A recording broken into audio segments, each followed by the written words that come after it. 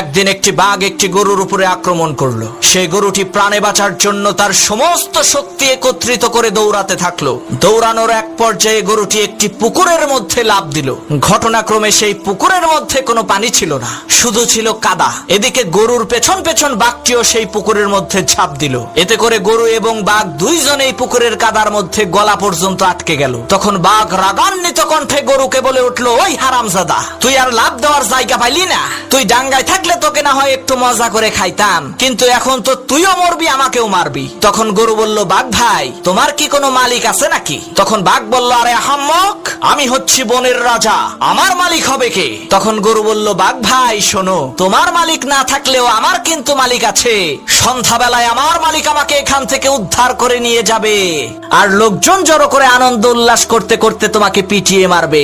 মনে রাখবা মুসলমান, তোমারও কোনো ভয় নাই, তোমারও একজন মালিক আছে।